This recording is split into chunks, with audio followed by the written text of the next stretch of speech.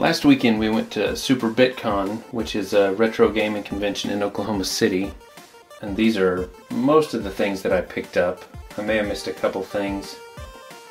NES wise, I got Nightshade, and this is you can see that's really almost in perfect shape. And that's kind of a strange NES game where you're a detective and you just constantly find yourselves in difficult situations, and it's almost like a point-and-click text adventure where you're trying to figure out what to do. So that's pretty cool. Been looking for that.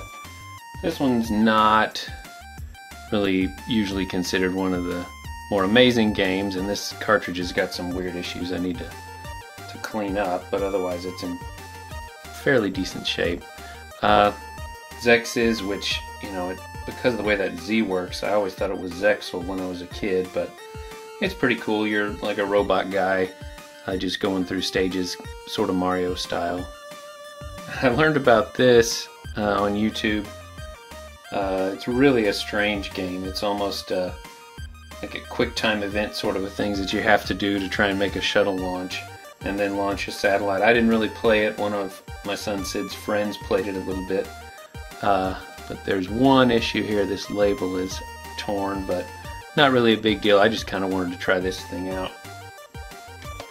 This one came in one of these old Nintendo rental cases, but it's Vice Project Doom, which has an amazing 80s, 90s cover there, and it's generally considered to be a pretty awesome game. It's got several different types of play, and just a weird, like, Ninja Gaiden sort of cutscenes, so that was pretty cool.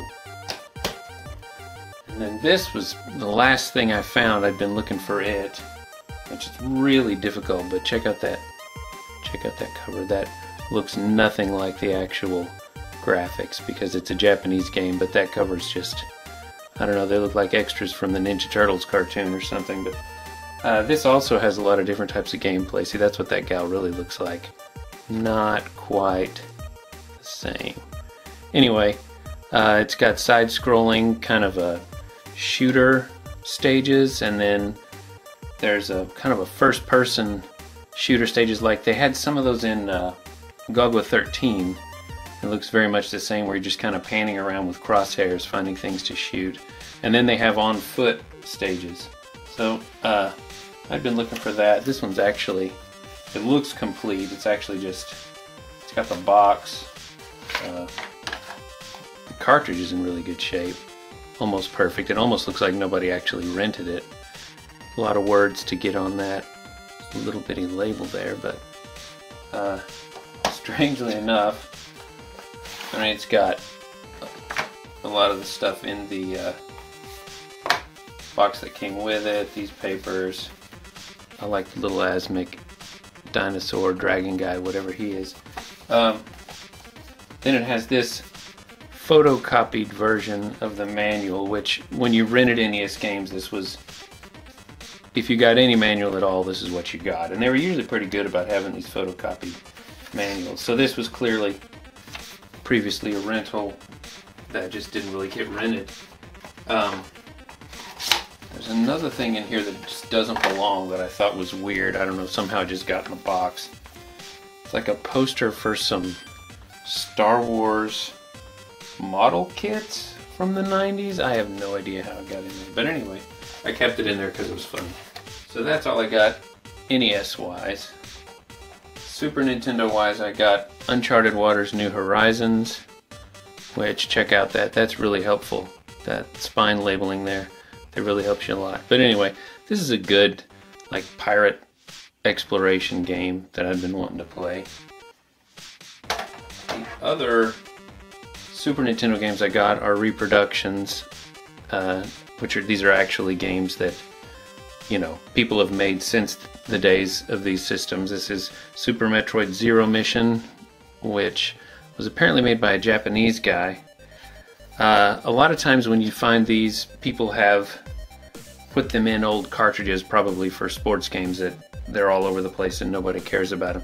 This one, however, is clearly a new cartridge someone has made because it has these little screws, which are not actually screws, they're fake, which was kind of disappointing, but whatever. I mean, it's a cool thing to have anyway. I'm not going to be opening it up.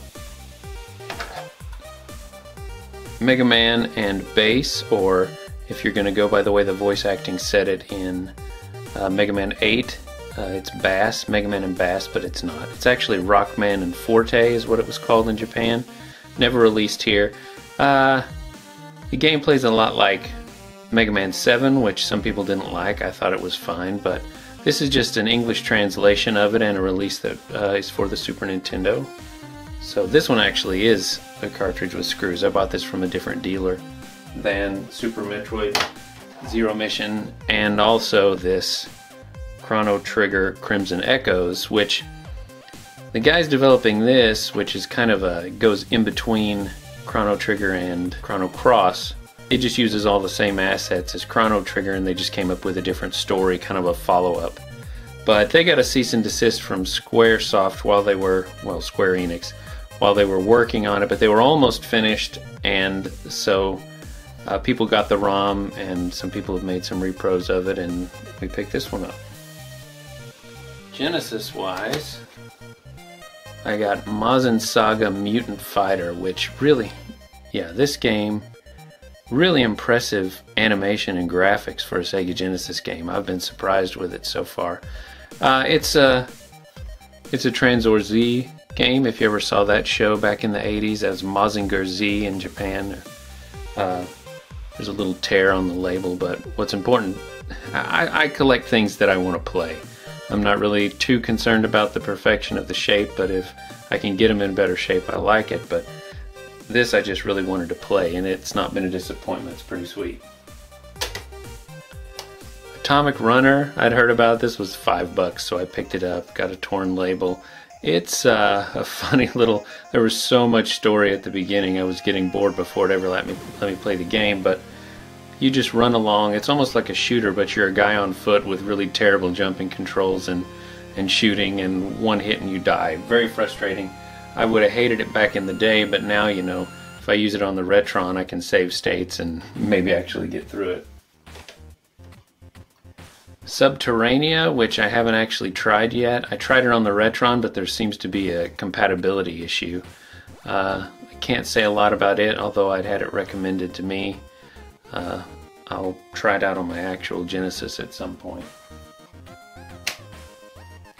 Starflight, which the guy actually took pity on me when I bought it and said, "Come on, Starflight, let me give you $2 back." But it was just kind of an open space exploration game from the early days. Not really like Elite or Frontier, but it was all flat, of course, because it's the Genesis. But it still had you bought resources, you went to different planets and things like that. But I played it a little bit, and I was about bored to tears just trying to come up with a crew and get this ship ready before I could ever leave. But I'll probably give it a better try later on.